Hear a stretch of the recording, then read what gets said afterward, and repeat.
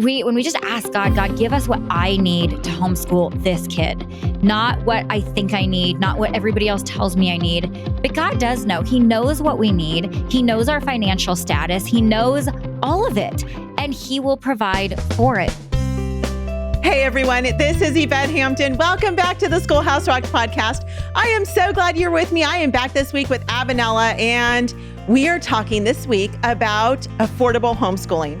Because if you listened last week, you know that last week we had quite a heavy and serious discussion about school choice. And if you missed that, and if you have any curiosity or any questions about school choice, go back and listen to that, because we answered, and by we, I actually mean Abby, answered all of the questions that everybody has about school choice. And so God was really with us through that episode. And so we're excited to have put that one out. And now we promised you last week that we would come back with the hopeful episode of making homeschooling affordable. And so that's what we're going to do this week. We are going to talk about affordable homeschooling and how we don't need to take government money in order to homeschool our kids. There are so many different ways. I will say we have homeschooled for 13 years without taking a penny from the government. And God has been so faithful. And Abby, you've done the same. How many years have you been homeschooling? Oh, man. Well, I guess it starts when your baby's born, right? So 16 years. But if you're actually counting school, 12 years. Yeah. And I have to say, it's not because we are like independently millionaires. It's because, and we'll talk about it. So we're talking to the average family, the one income family, because that's what most homeschool families are made of. So we're going to give super practical. We talked about the problem last week, and we're going to give you the solution this week, right? That's right. That's right. That is right. That's what we're going to do. So we are excited about that. But before we get into it, I do want to talk about a curriculum that we love, and we've used bits and pieces of it throughout our 13 years of homeschooling, and that's BJU Press Homeschool. They have curriculum for every grade, every subject, and everything that they teach us from a strong, solid biblical worldview. And so they really will help equip you for a successful homeschool journey. So check them out at bjupresshomeschool.com. All right, Abby, I'm so excited about this episode this week because, like you said, it just brings hope. It brings the answers of how do we do this homeschooling thing if we don't have a lot of money? We're living on one income. I know we have been asked the question so many times, how does a single parent homeschool when they're living on a very, very small and tight budget? Right. So we're going to answer those questions this week. And so tell us kind of where do we even start with this? What would be the first question maybe that we should ask or that we should answer when it comes to affordable homeschooling? Well, one thing that we have to acknowledge is our society doesn't value one income families. It doesn't make it easy. Let's be honest. We're going to validate that it's not necessarily easy to live on, and especially with what's going on right now and the inflation. Right. But I think that's because our society doesn't value life, right? Let alone sacrificing things to raise the kids that we've actually chosen to have and are raising according to His purpose. Society and the enemy wants to make it difficult. You know, culture's changed. Women fought really hard in the 60s and 70s to climb ladders and make it into the workforce.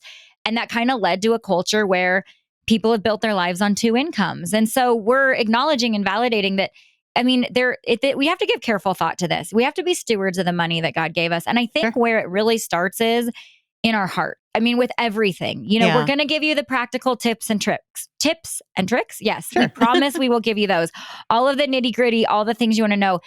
But everything starts in the heart. Everything that we talk about on this podcast, it does start in the heart. And it's interesting because so many people come up to me. Do you hear this? Like, oh, I wish I could homeschool, but I can't afford it. Right. Right. And I always want to say, well, you can't really afford not to. Right. Like you can't afford not to homeschool with what's going on in the schools. Not to disciple the hearts of your children. Right. Yeah. That's not really. And when I hear people say, I can't, what I really hear them say is, I don't believe that God can. Right. Because it's God that provides all of our needs. It's God that provides. And so when we say I can't, what we're really saying is He can't. I don't believe He can. And that's simply not true because the word is so clear that He can. And so Matthew 6:21 says, where your treasure is, there your heart will be also. And I think that when our heart is where it's supposed to be, when our treasure is what the Lord wants us to do, which is raising our kids at home, then our mindset is going to change about the whole process. We're not going to think that we need it all. We're not going to be bitter when we have to sacrifice certain things. we're basically going to have a heart that says, I'll do whatever it takes to answer the call that the Lord has given me. Right. And we don't do that because we can afford to. We do it because God has called us to. And so we need to have our treasure in the right place, right? Yeah. Yeah, absolutely. Which I want to make a point really quickly, because you talked about being, a single income family. Right. A lot of homeschool families today are not single income. Totally. And we've That's actually true. done several episodes. We did one not that long ago with Martha Krejci about, teaching or, helping to equip moms to work from home. I work from home, you work from home. Right. There are a lot of families who are, I wouldn't say that we're a dual income family because we work together, but many moms work from home, yet they still struggle financially. And so much of that is because of inflation and just the cost of living. And if you've got multiple kids, it can be really hard. And so this isn't just for the single income family. This is for any family who wants to be a good steward. Exactly. I think what God has provided for them. Totally. Because really, even if you have double income, we still want to homeschool affordably because we, like you said, we want to be stewards. Right. And so, and we're talking about our heart. I think that the number one thing, if you take away anything from this, it's trust God. Philippians 4:19 says, and my God will supply every need of yours according to his riches in glory in Christ Jesus. That's our needs. It says our needs, not God will supply all of our wants, but it's our needs. And Matthew 6:31, it says, don't worry and say, what will we eat? this one, what will we drink? What will we wear? Right. The Father in heaven knows that you need these things. And then one last one, I'm just going to blast you guys with scripture because that's what gets our heart in the right place, right? We've got to get our heart in the right place before we start going down the road of, okay, how do we practically do it? Philippians 4:6-7, don't be anxious about anything. In every situation, by prayer and petition, with thanksgiving, present your request to God, and the peace of God, which transcends all understanding, will guard your hearts and your minds. So ask God first. I feel like we're kind of a people that go to all the other places, and then when all else fails, okay, now we'll go to God, right? Let's go get second, third, fourth, fifth jobs. Let's go, sell our third kid. Let's go ask the government for money. All of those feel equally silly. But we do all the things and then, none of this is working. Now I'll go to God. But it says we go to God first, right? Seek first the kingdom of God and all these things will be added. Psalm 34:10 says, but those who seek the Lord lack no good thing.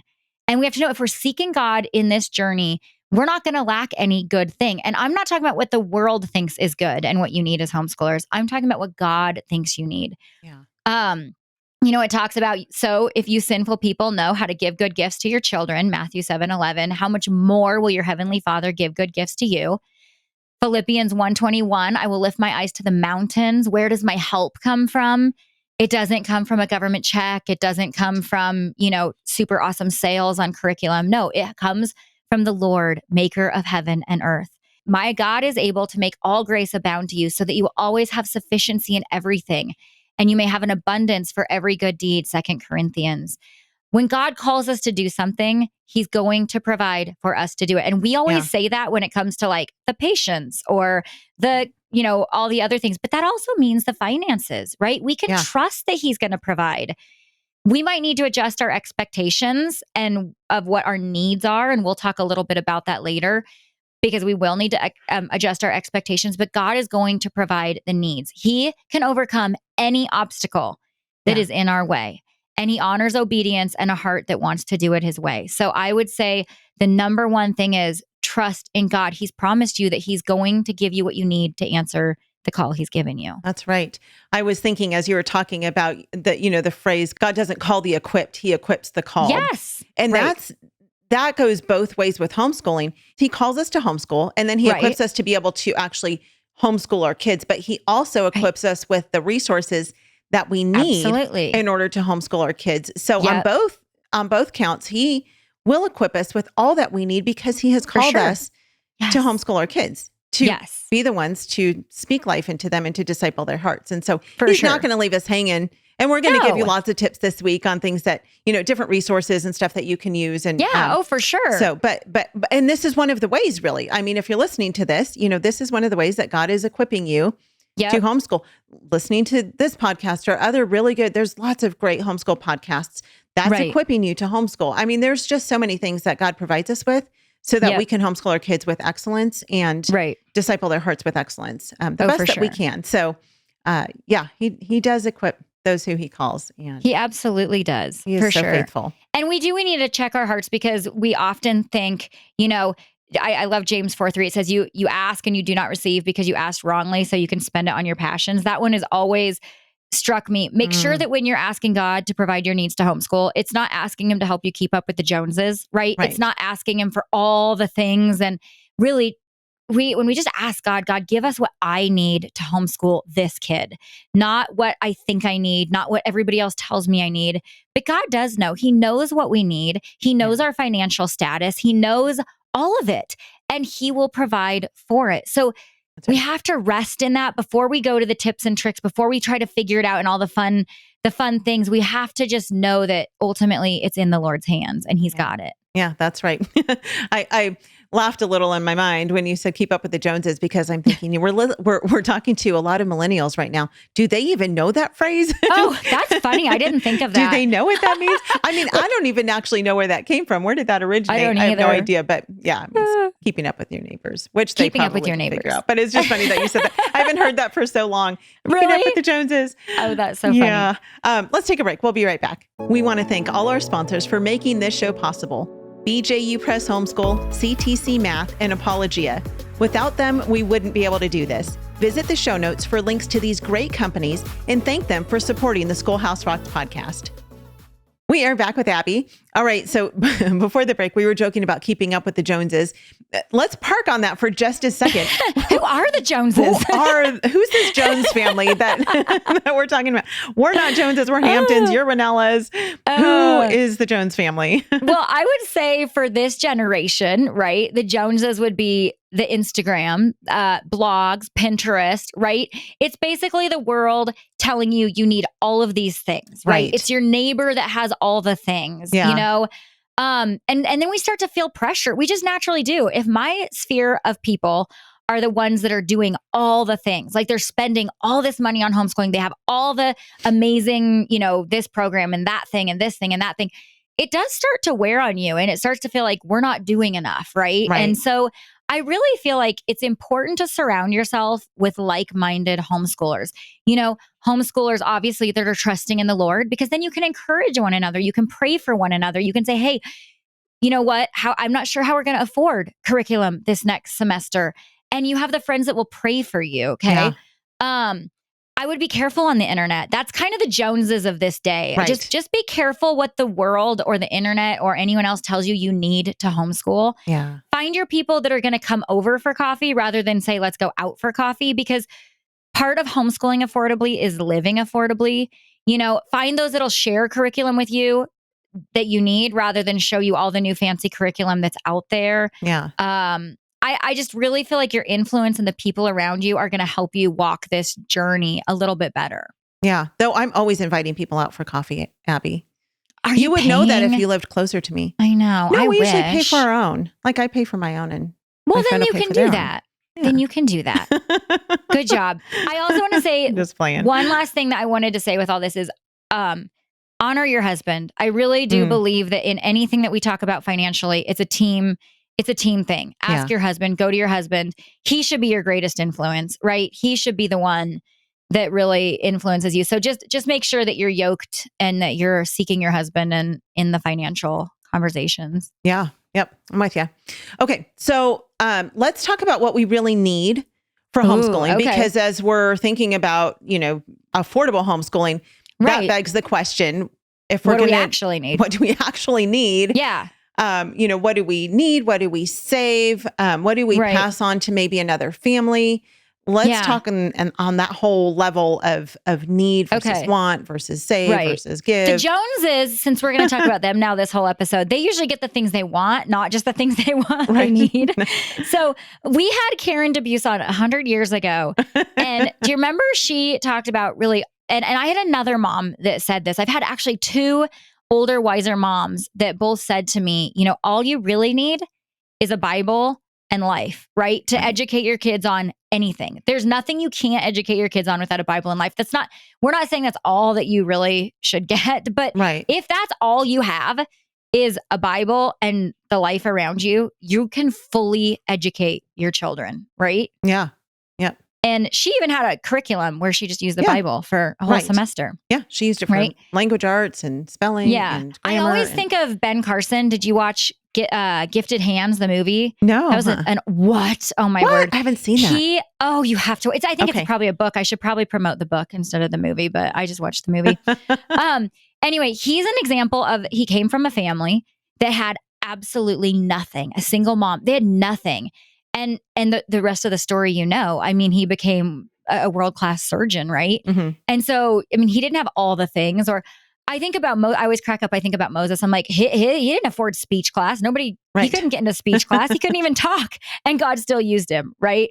I mean, there's so many people that we can see in history that they didn't have a lot and God still used them in incredible ways. So you don't need a lot. And we'll talk about kind of maybe some of the things that are helpful and things you don't need. But I think like it's not like in 30 years, God's going to look down and be like, oh man, I had this incredible plan for your kid, but darn it, you didn't buy those manipulatives. Right. So now they're not going to, do now these they're amazing living things. Under a bridge. Yeah, now they're a bum because you didn't get the fancy manipulatives. It's not going to happen. God says in Jeremiah 29:11, for I know the plans I have for you, plans for a purpose and not to harm you. God already has a plan for a hope and a future for your kids. Yeah. So not buying all the things isn't going to ruin it. I mean, we'll talk about with some tips and tricks, but you can use kidney beans, dried kidney beans, just as well as you can use, $50 manipulatives. Yeah. Right. You're so funny that you specified dried. Well, I don't want a mom to open a can and start counting. Right. I mean, you could. You could. Then you can eat them for lunch. That's true. See, that's affordable. Right. Kill two birds with one stone. Right. Teach cooking, home What ec. are some of your what are some things, like if you could only pick 5 things to homeschool your kids with, like if that's all you had? Yeah. What would you say? Well, obviously the Bible. I mean, that goes without saying. I would say, and this is just off the top of my head, we did not plan for this. No, I know. Sorry. No, that's okay. So no, it's good for me to do that. So yeah, I would say the Bible. As silly as this sounds, like a pad of paper and a pencil. That's what I would have said. Totally. Yeah, because like you can write things down. You could do it in the sandbox, but I would say a pad and paper and a pencil is worth investing in. I would rather not do it, in the sand or. But that books, and I say books because most people have really easy access to books, or at least to a library. Yeah. And so I know libraries have gone so woke, but they still are a great resource for us to be able to get books. I've heard some people say, you shouldn't use a library anymore, just buy the books. I can't afford to buy all the books. Right. So I use the library. And the other thing is, if we're checking out, this is kind of how I justify it. If we're checking out those good quality books, it's going to most likely have the library keep them there, and it will expose other people to those good books, right?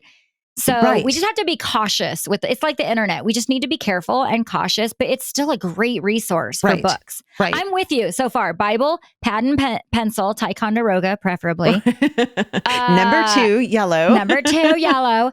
And library. And then I would say, because I believe that homeschooling is life and teaching life skills, like just things in your home, and even teaching kids to be homemakers and, to cook and clean in kitchens and, keeping things organized and all of that. I think that's school too. And then outdoors, just being outdoors, and that's where the library can come in, finding things that are outdoors. And so, that's so funny. I would say those are my top things too. Your home is going to cover math. It's going to cover everything. Right. Books and a pad and pencil. That's your language and just your creativity. And then the outdoors. And you know what? That's kind of all they had for hundreds of years. Right. And it worked. Right. They knew how to do things. Yeah. Yes. We had someone on several months ago, maybe even a year ago or so. We had a guest on, and she talked about using just copy work for teaching spelling, vocabulary, penmanship, sentence structure, all the stuff.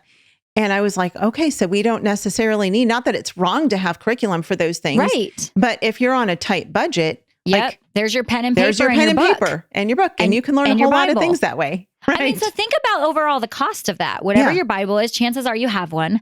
Pencils and paper, not a lot, right? Right. The outdoors are free. Thank you, God. Yeah. Your home, you probably already have a home. Yeah. I would say. And then books. Probably. There's a lot If you're of ways homeschooling, you probably have a home I and would aren't living under a bridge. maybe you're just bridge schooling. But I don't know. I that is so affordable. And I can guarantee that you can do as much with those things as you can with all these other fancy things. And I would almost say you could probably do more because you're going to be more intentional, right? You're going to be way more intentional. Yeah. Let's talk about just sacrifice, because sometimes homeschooling comes with sacrifice. I mean, I think anything worth doing comes with some sort of sacrifice, right? Yep. So what are the things that we give up when we're home educating our kids? We've got them home with us. We want to disciple their hearts. What are some of the things that we need to be willing to give up and sacrifice? Right. And you know what? Not everybody has to give up the same things, but we're kind of talking about to make homeschooling affordable, right? To make it doable. Like we're kind of talking to the mom that says, I wish I could homeschool, but I can't afford to. Right. And I always, like I said, we say, well, you can't afford not to. I mean, to say you can't afford to, I would say isn't an option. Like if God calls you to do something, you get to say yes, right? You don't get to come up with why there should be a no. Right. But in that, there's going to be sacrifice. I mean, in anything that we do, there's going to be sacrifice, right? Like when you choose to get married, you're sacrificing, dating a different guy every day of the week. When you choose to buy a house, you sacrifice calling the landlord if something breaks, right? There is give and take and sacrifice in everything. And we kind of live in a generation where entitlement is more popular than sacrifice, right? And we kind of live in a, you can have it all society, but you know what? That's not true. You can't have it all. We were never meant to have it all. We were meant to depend on the one that tells us what's really necessary, right? We're meant to depend on God, not have it all. Yeah. So can I pause you right there? Because you talked about entitlement, and that goes back to our episode last week, our 3-part episode on school choices, that we often think we are entitled to this money. And if you missed that 3-part episode, go back and listen, because we really will help you understand why taking government money is not a good idea for homeschool families, even if it seems like we should be entitled to it. So we'll answer all of those questions there, but you just threw that in there. And I thought, oh, that's just, we feel like we should be entitled to having someone else provide what we need for our kids because we pay our taxes. And what really is God's job to provide for, right? And I mean, this entitlement, it's an entitlement generation. We're entitled to all these things. And you know what? It never works out well. It's not, it changes the heart of what we're doing. And we talked about that on that last week's episode as well. But there has to be a sacrifice. There will be a cost. There will be. And so what will the cost be? The question is, are you willing to sacrifice relationships or your sanity or your lack of peace or your kids? Or are you willing to sacrifice God's best? Because those are sacrifices that if we choose to take the easy route often, or we choose to even say, I'm not doing this because I can't afford to, well, then you're going to sacrifice those things, right? You're going to sacrifice God's design for educating your kid, right? But then we can also choose to say, I'm going to do this God's way. And there will be sacrifice that comes with that too. It's not just because we say, sign me up for God's way, everything's going to be easy and I'm going to have everything, handed over to me.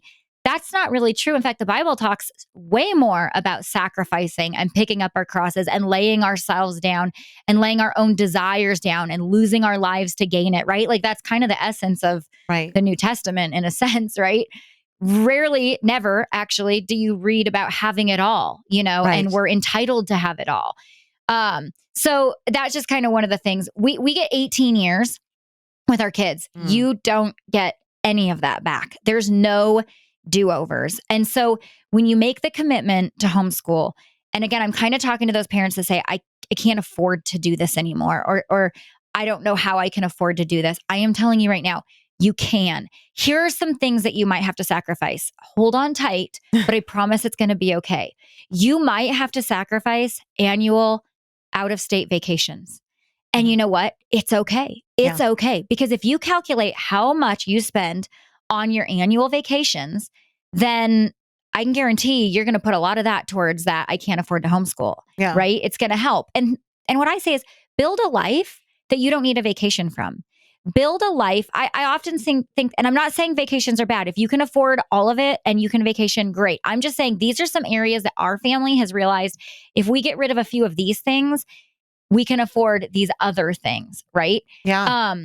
And if you build a life, when people vacation, there's a lot of reasons. It's fun. It's a cool experience. But sometimes our life is so intensely go, go, go. We're never together. Everybody's going a different direction. It's a time to come together and do something together. But when you homeschool, you can build that into your life, right? You can build into your life that time together. So you might have to sacrifice that. You might have to sacrifice dinners out, right? You just might have to sacrifice going out to eat and cooking at home instead. You might have to sacrifice brand new cars for every member of your family, right? Or the latest camper. Or how about you might have to sacrifice salon nails and do your nails at home. I mean, these are just things that when I hear moms come up to me and they're doing all of these things and then they say, I can't afford to homeschool. I want to say, are you sure you can't? Are you sure you can't? You might even get to go, this is kind of trendy, but you might get to go thrift store shopping instead of shopping at the local boutique, I mean, there are ways to do that because when we sacrifice things, I'm going to tell you what we gain instead. When you're willing to sacrifice the things that are optional for the thing that is necessary, you're telling your kids this: you're worth all of these things, more than all of these things. You are worth it to us. You are worth us giving up these things that we would probably love, but you're worth it. Our freedom to raise you up in the Lord isn't it to answer his call. That's worth it.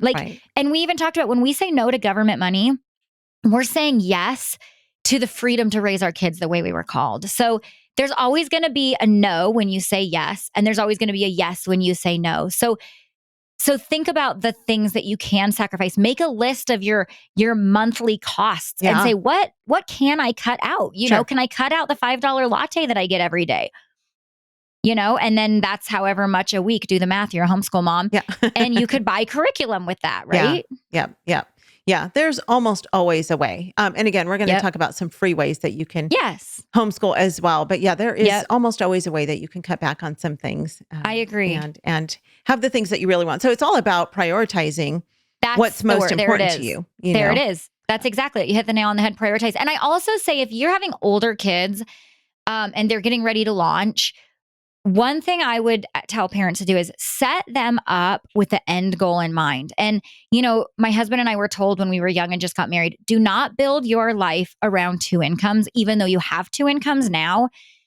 Maybe don't build your life around that so that when it's time to bring mom home and homeschool, you've already built your life on a budget, on a smaller budget, or even if you're still going to have two incomes, just tell your kids, you don't need $5 million in school debt, college debt, right? Because that's kind of setting you up to later say, man, I don't know if we can homeschool because I'm paying back my student loans. Yeah. Or man, we've built our life so big before we had kids, our mortgage and our cars and all these things that now that we want to come home and homeschool our kids, we've kind of built ourselves out of doing that. And that's not to say that the Lord can't fix that. He did in my life. I mean, when we had kids, there was no way we could financially afford to do, but God made a way. So God will always make a way, but it would be wise to give your kids that wise counsel. Yeah, absolutely. Let's take a break. We'll be right back. Laughing in the face of imposter syndrome and coming to you from the epicenter of manly overconfidence, I'm your host, Garrett Hampton, and you are listening to The Thinking Dad. Even if we're able to push the evildoers and the totalitarians back for another generation, maybe if we work really hard, maybe even 2 generations, if they've got the young people, it's over. I often think about Daniel's parents, who you don't hear anything about. But they must have laid down the foundation for Daniel to be able to go into Babylon and not fall. We're in that very beginning part of the cycle for tough times. We've been fat and happy. We've been enjoying we're lazy because we enjoy so much freedom. We got all these blessings, and why would you go do the hard work? And so for a long time now, decades, we haven't had to do the hard work. We've been living on the fumes of previous generations paying the price. And we got to raise the bar and say, I'm willing to give more of my life, that's my time, more of my money, of course, that's our fortune, and more of my sacred honor, which is my reputation. I'm willing to put it all on the line. Every single one of us has to be willing to do that.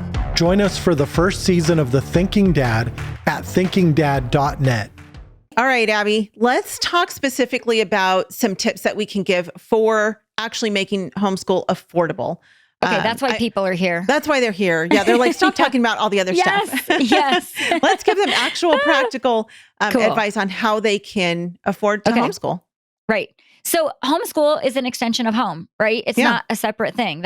You always have a handy way of saying that. It's basically just an extension of life, of your already existing home. So let's look at like ways you can make your home affordable. Because if you make your home affordable, then your homeschool is going to be affordable. So I always suggest, managing your money, make a budget, learn how to make a budget, teach your kids how to make a budget. Don't spend more than you have, right? Proverbs 22:7 says a borrower is a slave to the lender. So I would avoid debt, right? Because debt is just going to be payments that you have to make towards something that isn't there that you could be using for homeschool. So set yourself up financially well. And here's a great place to learn how to do that, the Bible. God's word has so much wisdom on money. That. I know. God says so much in his word about how to manage money, how to, be a steward of your money, how to not get into debt, how to save, all those different things. I would say change your habits and become a saver. I remember when I was in college, we would get our tax returns back and everybody would get together and be like, what are you going to do with it? Okay, new mountain bike, new this, new that. And it was like this money that just showed up on your front door and you got to buy all these cool things. And then I remember when we were early and young married, it was the same thing like, oh, we got our tax return back. Let's, what are we going to buy? Something cool and fun. And now that we're older and wiser, we do more like, okay, we got a tax return or a bonus. Let's talk about a bonus, right? Sure. A job bonus. Say you get a Christmas bonus and it used to be, Christmas bonus. Let's go buy, new whatevers. What if instead you immediately took that money, if you have a tax return or if you get a bonus and you immediately put it into a savings account for maybe curriculum next year? That's a great way of doing it. And then now your curriculum is paid for. And so again, what did you say? It's prioritizing, right? Yeah. That's what you said earlier. If your priority is your home and homeschooling, then that's where you're going to put your money. That's where you're going to, that's where you're going to save. This is a fun one I used to do with another homeschool mom. And we talked about in the first episode, surround yourself with people that are on the same plane as you, I guess you'd say. Yeah. Because you're going to encourage each other. You're going to be able to support each other in making it affordable. We would do no spend months. And we had to do it together because we needed accountability. But we would start on the first and we'd say, okay, the only things that we can buy are groceries. And you can't go to a grocery store like Walmart that also has cute pants. Well, does Walmart have cute pants? I don't know if they do. Sometimes. But you can't be like, oh, this is part of my grocery budget. It is literally just food to feed your family. Yeah. And then, and so it was a no spend month. And what we do is we'd write a list of everything that we wanted to click on Amazon because it's so easy to click on Amazon. Right. And I would write it down and then I'd have to wait to the end of that 30 days. And then I'd go back and look at that list and I'm like, I don't even remember what that thing was that I would have bought had I not done a no spend month. Yeah. And then when we broke our no spend month together, we went into a wait a week to buy rule. So if you want to buy something, you have to write it down and wait a week. Okay. And that just was a practical tip to help because like this morning, for example, I couldn't find some clipboards and I know I have them in the house, right? But I was like, I don't want to get out of this chair and go, I'm just click, bought some clipboards on Amazon. And I'm like, now I'm going to have 7,000 clipboards because I'm going to find the old clipboards. But if you do the wait a week to buy, it will save you so much money. Yeah. Yeah, absolutely. It's so funny. I had a friend who years ago, she used to have her shopping cart and I forget how many items it was, but by the time she was done shopping, I mean, this was back in the day before you could shop online and have someone shop for you. But and you could even do this if you're online shopping too, but she would have her shopping cart and at the very end, she would put back, I think it was like 4 or 5 items. Like that was her rule every time she went grocery shopping. I love that. And it was great because you have those impulse buys where, you see those Oreos on the end cap. Absolutely. And you're like, oh, they weren't on your list, but oh man, those sound so good. I love that idea. She would save money by putting stuff back every time she went grocery shopping. And I just thought, oh, that's so wise. It's so smart. Yeah. And these are fun things to do. Like, I don't know if you're like me, but I like to do these with other friends so that I can like call my friend and be like, oh my gosh, it's week 1. And I wanted to buy this so bad, and then my friend took it to the next level and she'd be like, okay, I'm only buying fresh fruits and veg. Like I have to use, so she would like shop her pantry. She'd like eliminate all the food in her house because sometimes we hoard food too. Right. So she'd work through all of her food. Right. And then I tried to do it with another friend and she was this friend. Don't find this friend. Right before the week before we did it, she went and bought everything she could imagine. Oh no. She was like, I'm going to pre-shop and spend so much money. That's hilarious. Like, you're a terrible accountability partner. But when you Funny. said shopping, food, groceries, let's talk about that. If you that is a great way to budget and save money, because the truth is food is way more expensive than curriculum. You are going to spend more feeding your family than you are going to on any curriculum. So cook once, eat twice. That's kind of a tip and trick to tell people. It'll save you money. Meal plan. I promise Yvette hates this, but it does save money. It really does. Cutting your eating out really saves money. Because you can cook for a week and what it would cost. Well, at least where I live, to eat out one night, you could cook for a week because dining out is so expensive. Very expensive restaurants. Well, we kind of live in a resort You live in town. bougie town, so yeah, we do. Have a rotating list so that you can basically just stock your pantry, and then you just rotate through some of the same meals. Because when I get a cute magazine and I'm like, oh, I want to make that meal, and there's like 5 ingredients I've never heard of that I'll never use again, but I go spend $20 on it. That's not a good way to do it. So just have your basic meals and rotate through them. So those are just, you know, those are the food ways. And I've got some other practical household ways, but I think getting your food budget under is helpful. Let's talk about other practical household ways to save money. But real quick, I want to say, we were talking on Monday about influencers and, you know, seeing stuff on social media. And one of the things that I have found with my girls, because I've got 2 teenage girls, is that we got to the point where we were spending so much money, and still like I'm really trying to cut back on this, so much money on beauty products. And now we have to get this face cleaner and now we have to get this special brush, because the Instagram girls say that and I'm like, and I keep telling my girls, I'm like, since I was a teenager, I have used Dove body bar soap for my face, and it's worked great for me. I use it to take off my makeup. I use it in the shower. Like I use it for everything, and it works great. And I've never had problems with my skin. Like, and it's cheap. You don't need to buy the $15 container of, you know, face cleanser. No. It just gets so expensive. And so that's another way. And those people on there, they are convincing. It's like, well, I have to have that mascara. So and that's because they're getting paid for it. Yeah, that's true. We have to remember that. I think the only answer is to just shut that off or find the dupes. Have you ever, I love to do this.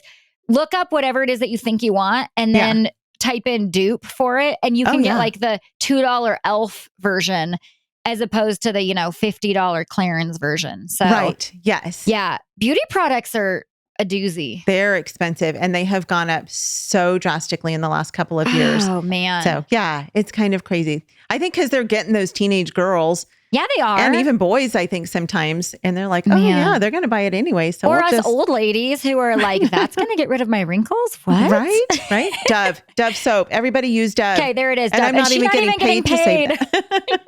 Maybe we need to get a sponsorship with Dove. There you go. We're not going to do that. So here's some other practical, before we dive into curriculum, next one, but household stuff. Cut out the extras, right? Do you need, and I mean, do you need, just ask yourself, do you need a car for every person plus an extra car, right? Just think, how many cars do we actually need? Or how about this? TV. I mean, we have not had cable or whatever it is that you can watch TV live or however that works ever in our marriage. Now, we have other things like Amazon Prime, which I don't know if I should promote that, but there are ways, you can watch a lot of free TV nowadays, you guys, a lot of free TV. The library, so we're big fans of like BBC and PB, like all those British. Not by we, I mean everybody but my husband and son. They're anti, but the girls and I are. And you can go to the library and get all of those masterpiece theaters. The library has a lot of great shows. Okay, so you could also read. You could read instead of watch TV. There is an option. Look at ways of lowering your phone bill. Look at ways of lowering activities. You know, I know a lot of homeschool families, instead of the kids being in every activity, you get to pick one activity this year, one per kid. And it's okay. You guys, it is okay to tell your kids no. It is okay to say you get to pick one sport this semester. Chances are your kid is not going to be a world famous athlete in that anyway, so you're not ruining their lives. It's okay to say pick one extracurricular. Especially those of you with 6 kids, that's still 6 extracurriculars you're paying for. It's okay to limit those things. This is another thing that comes with that, you know, that give and take sacrifice. When you say everybody only gets one activity, or and starting at 10 years old or whatever, because your 3-year-old doesn't need to take professional art lessons, this is what you're going to gain. You're going to gain more peace, more calm. You're going to get back to the basics because you're not going to be running every which way every day, running yourself ragged. So there's a gain from that. We talked about vacations. Believe it or not, you are not going to die if you don't take an expensive vacation. You'll be okay. How about Christmas and birthday gifts? This is a really excellent way that homeschool parents can capitalize and make things affordable. Instead of just buying stuff, think about giving that activity. Hey, art lessons. That's your Christmas gift. You get art lessons for a whole year. Right? Or, guitar lessons. Or how about a big box? One year, my son, he was playing baseball and the baseball gear was expensive. And so it was like, how about at Christmas, we give him a big box with all the bats, the balls, the backpack, all this stuff. We were going to have to buy it anyway. Right. And so we package it up and we make it a really fun gift that would last all year. So think through your gifts with intentionality. When grandparents want to give a gift, think through that with intentionality. And then lastly, I want to say, when it comes to living an affordable life, cheaper is not always better. Sometimes we need to buy quality things to pass down. If you have 6 kids, then invest in the more expensive pair of pants so that it can make its way all the way through 6 kids. Or invest in sometimes people think affordable means cheap. Right. And you end up, my mother-in-law is the queen of the dollar store. And I think she pays twice as much as I do because she will have to go back to the dollar store and buy it 800 times because it keeps breaking. Where if she would have just bought the name brand thing from the start, right? Like her Ziploc bags, you need 17 of those Ziploc bags to hold the thing because they're so cheap. So cheaper isn't always better. Yes. Sometimes it is good to just invest in, the more expensive bike because it's going to get handed down 5 kids or whatever. Yeah. I just want to go back really quickly to, you're talking about if our kids are getting involved in different things like sports and maybe art lessons, piano lessons, music lessons, things like that. Right. As they get older, and I'm not saying we did this with our kids. I'm just saying if this works for your family, and every family is different, you could have your kids work to help pay for those lessons because that gives them ownership. Amen. I mean, we decided, years ago that we would never buy a car for our girls. Like, if they were going to have a car, we will help them, but we will not buy them a car because we wanted them to take the responsibility of owning the car because then they take better care of it. But then they're learning responsibility and there's so many things that go along with that. So it's okay. And I don't mean they have to go out and get a full-time job, but it's okay for you to say, hey, these piano lessons cost, $60 a month. How about if you pay for 20, we'll pay for 40 and maybe you can babysit to help pay for that $20 a month. It doesn't have to be extreme, but giving them that ownership so that they really do understand that it comes with a price tag. And the truth is, it's not just okay. It is so good for your kid. It's actually, I think it's crucial because these kids that are handed everything all the time, they don't understand the value of things. They don't have, like you said, ownership. They're not learning money management. It's amazing when you tell your kid when they want something, well, you can pitch in half, how all of a sudden they actually maybe don't want it as much, right? The thing that they had to have, they no longer have to have. Oh, yes. Right. Yes. And one of those too is when your kids get to the age where they're done growing, which I think is never with a teenage boy, but maybe some point with a teenage girl.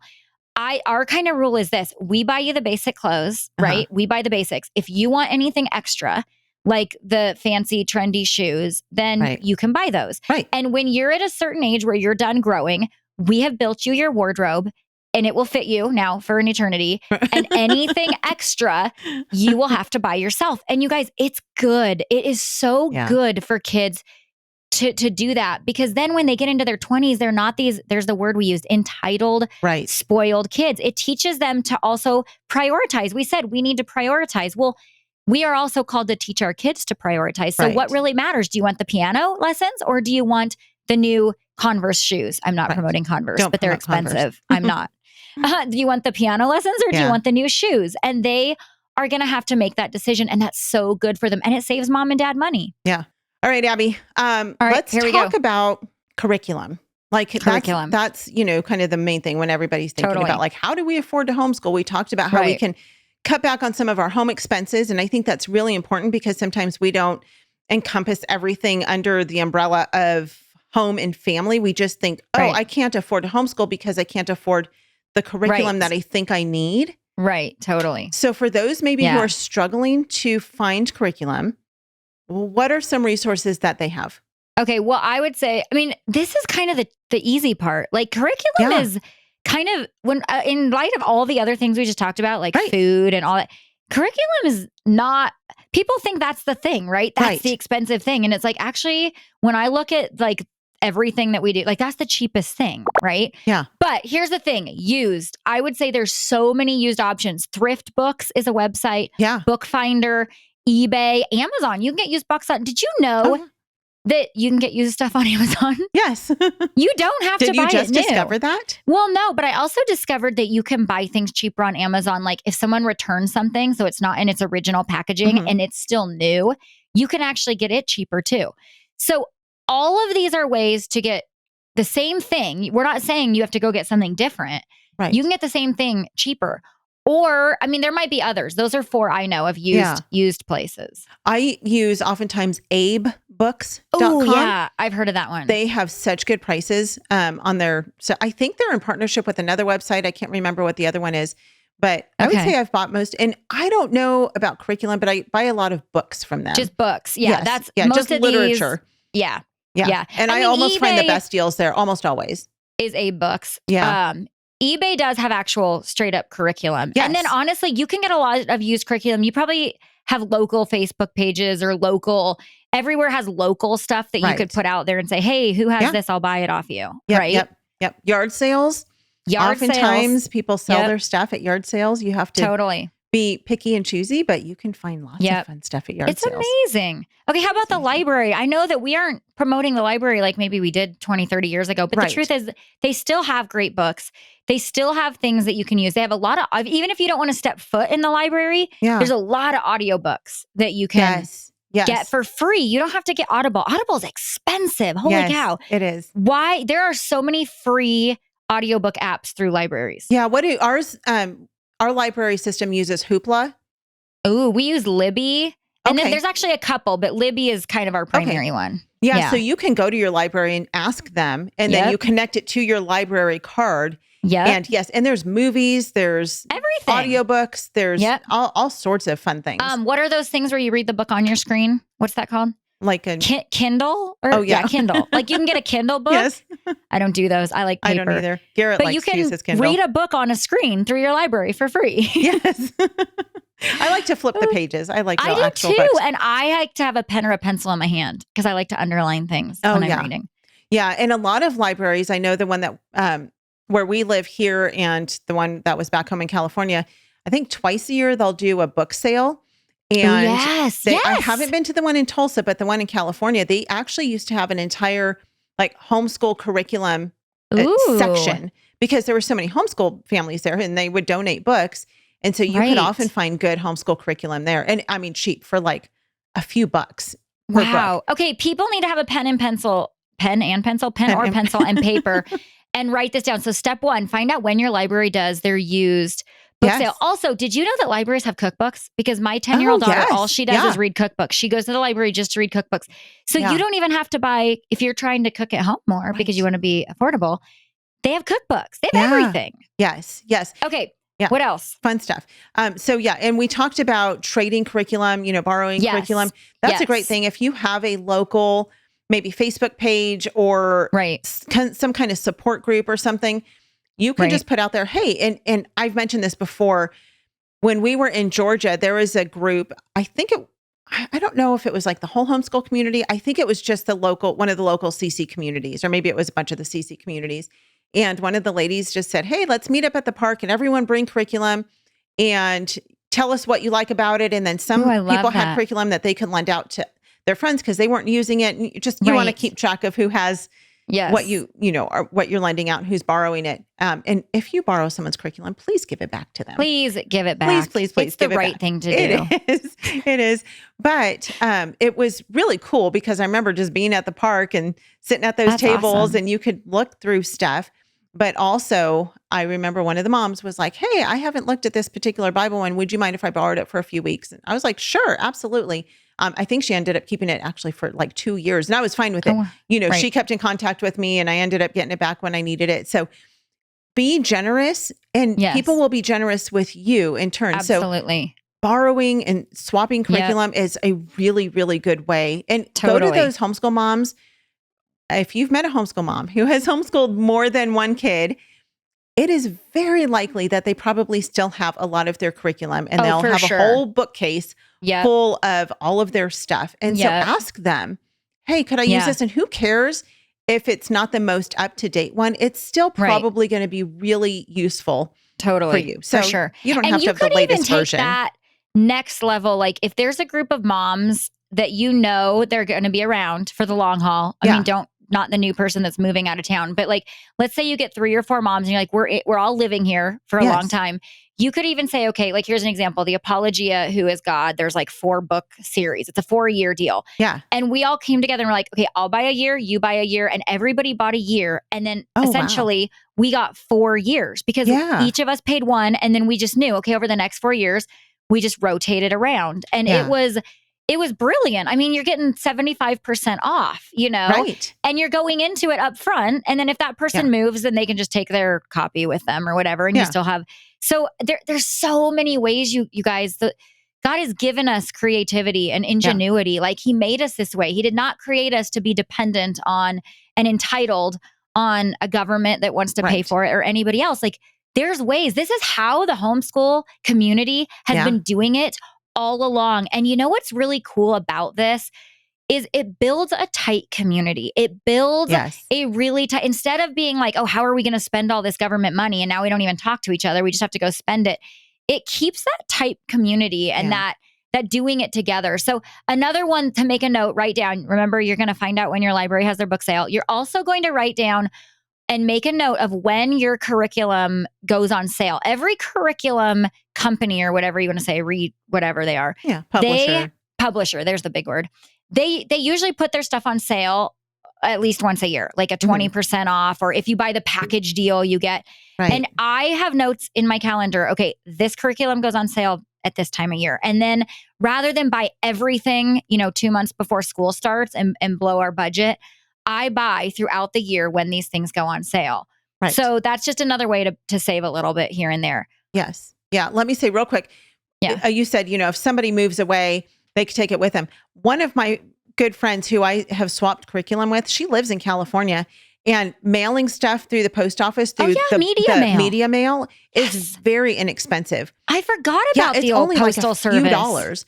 And so it, takes a week and a half to get there maybe instead of 3 days, but who cares? Right. And so we have actually swapped curriculum from state to state that way. And it's been really, really great because I've been able to use her. She's been able to use mine. And it's stuff that we don't have to buy. And then you have that mom that you can call and say, hey, what did you do in this chapter? How did this work? Or did this, like, again, you're building that, you have that homeschool community because you're using it together. So you can ask each other questions and give each other pointers, right? Yeah, absolutely. I love that. Good job. You can mail the postal service. Yes. Remember that.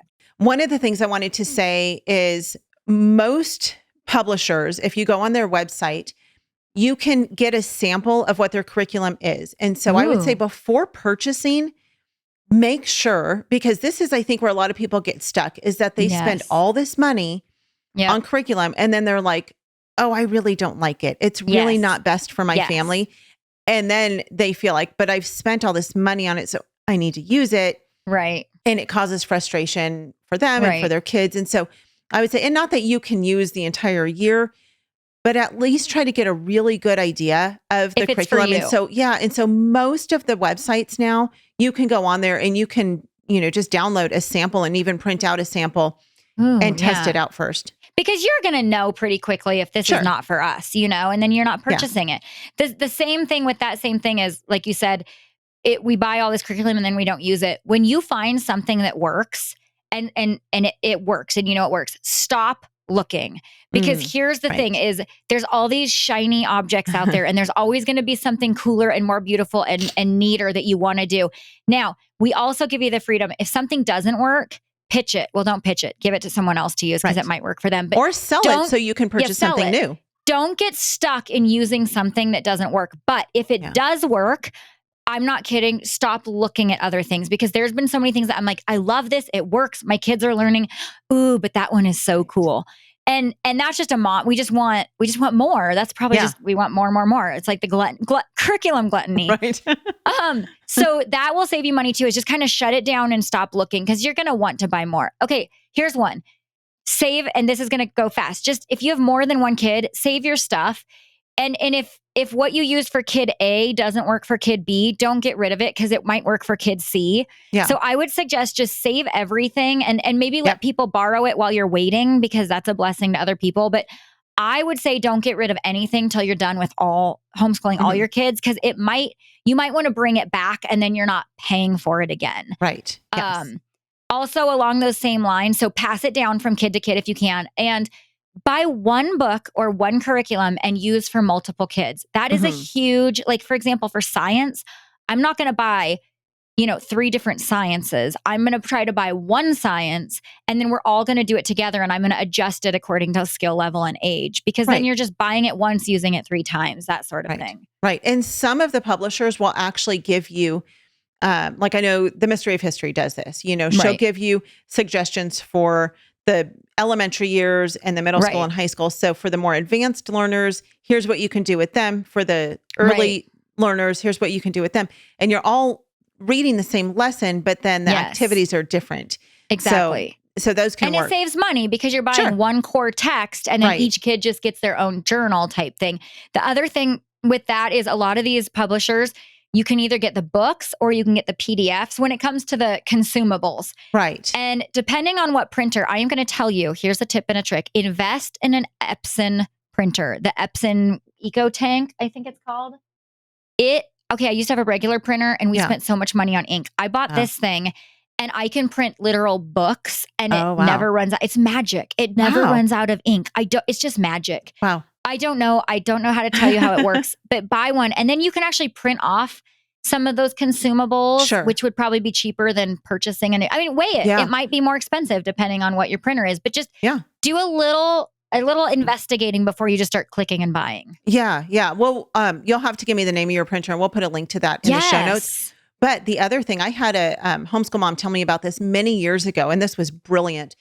She said with workbooks that you want your kids to do, if it's going to be passed down to another kid, you don't want to have to buy those consumable workbooks over and over again, especially if you have several kids. And so she said, get one of those sheet protectors, just the clear sheet protector. And a dry erase marker. And if you cut 2 of the ends off, you can just slide that sheet protector over it and it sticks because that kind of static cling makes it stick. And actually use a wet erase marker, not a dry erase. Because then it won't accidentally wipe off. That's a good idea. Okay. Yep. The wet erase markers are finer tip. Use the fine tip wet erase markers. And then they can fill in all of the blanks. If you like doing worksheets, they can fill in all of the blanks. And then you just take that sheet protector off of it. And it's a perfectly clean worksheet. Oh my word. Isn't that That's smart? Brilliant. That's brilliant. Okay, writing that one down. Yeah. So I did that with my girls for a couple of things and it worked beautifully. My girls are 5 years apart.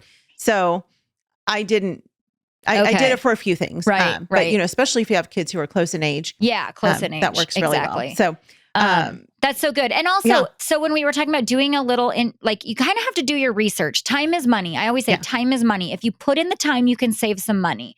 Right. And that's what we're talking about is saving money. So if you put in the time, you don't have to, when you go to a publisher, that's the word you keep using, I forget it.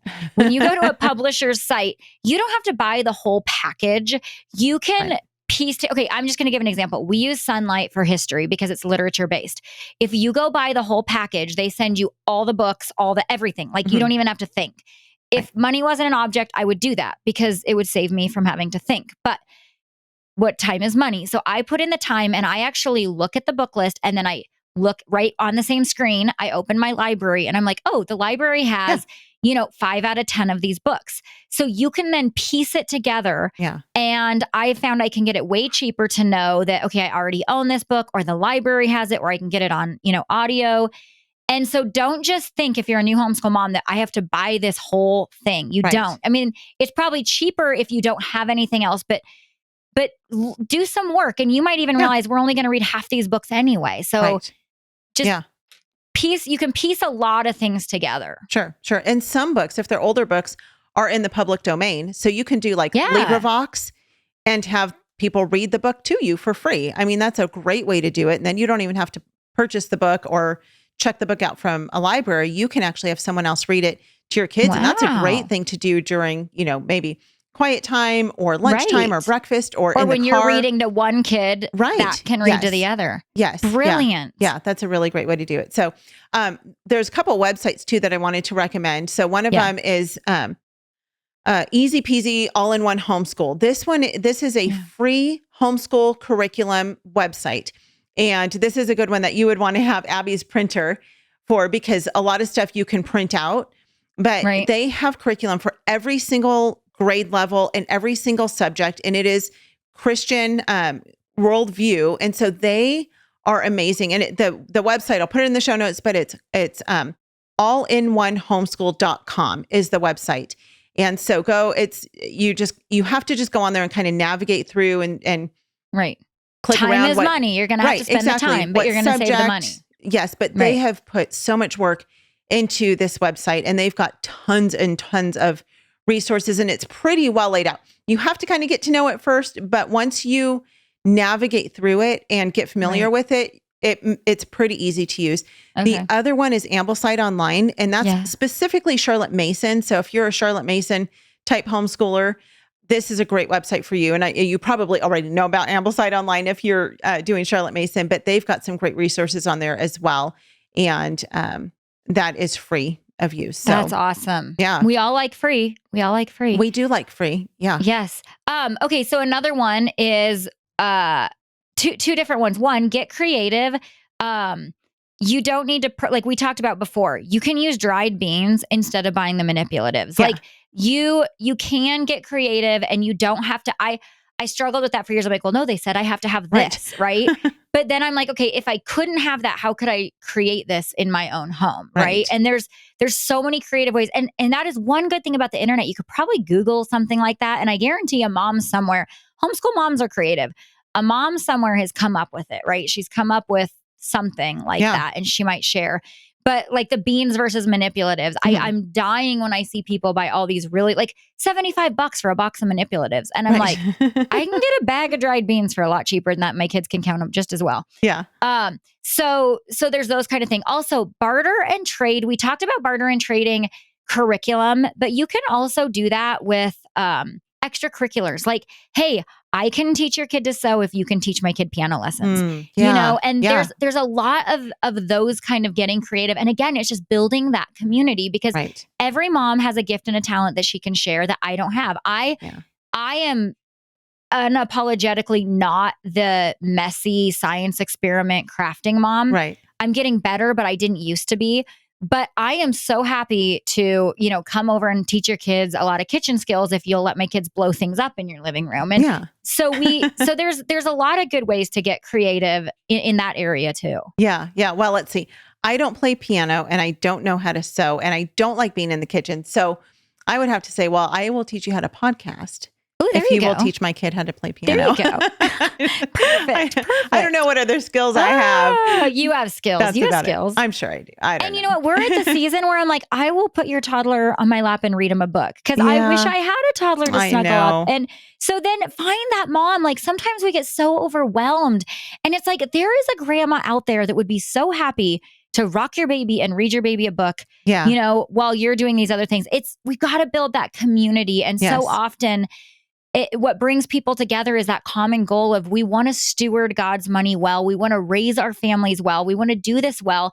And that's another reason, not to beat a dead horse, but it's another reason that we see the government funding of homeschool just really breaking down the homeschool community, because we're not leaning on each other like we're made to. Right. Yes. Yeah, absolutely. And speaking of leaning on each other, I want to mention one more resource that I think is just absolutely amazing. And I hope they're okay with me sharing this. I'm sure they probably will be, because it's on their website and it's for public, use. But Rainbow Resource Center, they're a great resource for curriculum. And they oftentimes have different sales on different curriculum and books and literature, all that fun stuff. But Rainbow Resource Center, they do, I'm going to actually just read off of their website what it says, because I could try to explain it, or I could just read it. It says, in 2011, we established our First Fruits Scholarship Fund to help families that are going through financial hardship with their homeschooling expenses. They take their June profits, considered the first fruits of their summer back to school sales, and allocate these first fruits allocate those to their First Fruits Scholarship Fund. And I'm going to put the link to the form in there. We have known people who've used this just recently, this past year. We had a friend who she was just really in need of curriculum and she was struggling to be able to afford what she needed. And so they have you put somebody, a friend or family member, as a resource. It's almost like a job. Like you have to fill out a form and Right. it's not complicated. I don't even think that they ask you to put what your income is or anything. It's not super invasive, if I remember correctly, but she used us as a reference. And so they called us up and said, we got a form from so-and-so, and they just asked a few questions to just kind of confirm, Right, which she's is just good. They're being right, accountable. right. And, She's yeah. not trying to take advantage of them. Right. And that. they want to be good stewards of this Right. scholarship fund, but it is there for people to Wow. use. And so I think it's amazing what they do. I love, and this is their ministry. Like they do this as a ministry specifically to the homeschooling community. So it's called their First Fruits Scholarship Fund, and it's to the Rainbow Resource Center website. And again, I will put the link to the form in the show notes. So for those of you who really are struggling and you just feel like I really need this particular curriculum, and they've got just about everything you can imagine Right. on right. their website. So lots and lots of different publishers on there. So if you are feeling like I just really need this particular thing and it's just not in our budget, maybe pray about this and consider filling out this form. And it's very private. Nobody needs to know that you're doing it. The only person who's going to know is the person that you put as your reference. And so anyway, that's a great option. And I appreciate that they do that. I also know that HSLDA has a scholarship fund. I don't know how Right. theirs works. I'm assuming you probably have to be a member of HSLDA, Yeah. but I don't Yeah. know. I don't know the details. I do know that you do have to be a member, Okay. but I know that, it's an application process, Yeah. so Yes. that they can be stewards of that money as well, but it's worth looking into. Yeah. Yeah. And for of sure. course, this is after you have sacrificed, you don't get to go get your nails done and then call First Fruits. Right. This is truly for families that, Who are really in need. Yeah, they're in need and they're seeking the Lord and they've done what they Yeah. can. And Yes. that's awesome. That's really neat. Yeah, it's really cool. And they have on Rainbow Resource Center, they actually have and it's not just curriculum. They've got Yeah. toys, they have manipulatives, they have all the things that you would need. Right. And so you can even purchase Christmas gifts for your kids, get certain fun learning toys for them. And those could be Right. their Christmas gifts. I mean, it really is a blessing that they do this, that they have this That's ministry. cool. So yeah, so check them out. We'll put Awesome. that link in the show notes. Abby, do you have any last words of encouragement? I think honestly, I want to come full circle and say, when we answer God's call, He's going to give us what we need. It might not be what we think we want or what the world tells us that we should have, but the Lord is going to provide you what you need to raise up your kids. And when we trust in Him, it gives us that peace. We don't need to be anxious. We don't need to be stressed. We don't need to really even try to figure it out. We don't have to. We just need to go to the one that holds it. And so That's right. God is going to provide. He's going to, He provides all of our needs and He's going to provide this need as well. So, That's right. but in that, we are called to be stewards. We're called to be wise. We're called to, not take advantage of that. So here's some tips and tricks, but God has this, He's got this, because the greatest thing we're doing is we're not trying to fill our home with school stuff, right? And curriculum and things. We're trying to fill the hearts of our children with Jesus. So. Right. That's right. Amen. Well, thank you, Abby, for being with me this week. It's been so much fun chatting with you about this. And thank you guys for listening. You are such a blessing to us. We love you. Remember, you can find everything at our website, schoolhouserocked.com, where you can watch the movie for free. See, it doesn't even cost you anything. You can watch that with your kids. Family movie night. Family movie night, Schoolhouse Rocked, the Homeschool Revolution. Stream it for free through our website, and you can find everything else there as well. If you would like to make a donation to the ministry, you can do that through our website as well. If you're watching this on YouTube, please subscribe to our channel and share this podcast with your friends.